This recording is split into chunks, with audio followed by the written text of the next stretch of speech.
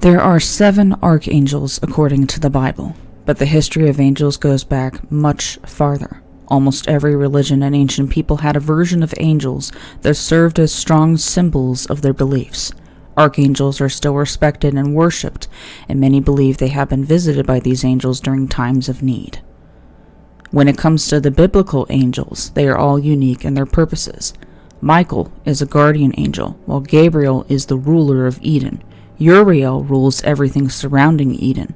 Raphael represents the healing arts, and Raguel handles judgments. Sariel punishes those who have committed crimes, and Remiel is responsible for spreading the word of God.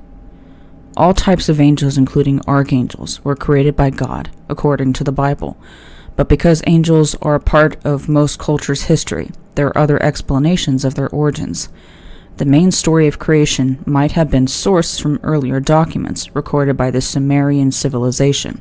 Located in southern Mesopotamia, their influence traveled to areas where other religions were said to originate, including Eastern Europe, India, and Egypt. The 7 archangels have been sourced from different texts. Some are mentioned in the Bible, while others are found in Jewish texts. Archangels are mentioned several times throughout the Bible. Rather than go into brief detail on all of them, we'll focus on 2 archangels, Gabriel and Raphael. In the Jewish religion, Gabriel is identified as an archangel. The Bible doesn't actually state Gabriel's position, but it is assumed that he has a high position and is most likely an archangel. This is because Michael, who is identified as an angel in the Bible, is also described as a chief prince. Gabriel is also referred to as a chief prince, signaling that he is in the same ranks as Michael. There are several recorded messages from Gabriel, all delivered to faithful servants of God. In the first, Gabriel approaches the prophet Daniel. He is sent to Daniel to show him the meaning of a vision involving the kings of Persia, Media, and Greece. Gabriel appears to Daniel a second time, this time giving him a prophecy about the coming of Christ. There was another insight into Daniel's life, which describes him seeking God's understanding. An angel appears to Daniel, giving him the answers he was searching. The angel isn't named in the passage, but it is believed to have been Gabriel again, because of his previous visits. If it was Gabriel, he explains that he was restrained from visiting the prophet earlier, but that God heard his prayer from the start. A spirit blocked Gabriel from visiting Daniel for 3 weeks. Another archangel, Michael, helped Gabriel overthrow the evil spirit. This passage tells us that archangels are constantly fighting evil spirits and demons that surround humans, protecting them from harm they might not realize is there. Raphael is not mentioned in Hebrew scriptures. Instead, he is first mentioned in the Septuagint, in the book of Tobias. In the story, he disguises himself as a human and becomes the traveling companion for a young man named Tobias. Without letting his true identity show, Raphael helps guide Tobias along his journey. He helps Tobias catch a fish for food and protects him from several threats.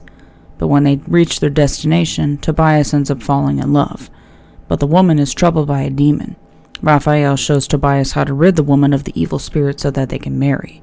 When their journey comes to an end, Raphael heals Tobias's blind father. This story is why Raphael is considered to be the archangel of healing, especially when it comes to travelers and fishermen. Archangels do not marry or have families. It has been assumed that fallen angels can have relations with mortals, but angels who still abide by God's laws do not. Angels are considered to be children of God, though, just not in the paternal sense. It's difficult to understand what angels look like because they aren't physical.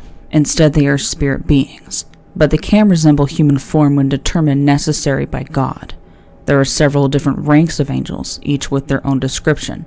When it comes to archangels, there are some hints as to what Michael and Raphael look like. Michael has been described as a short and stocky yet fierce.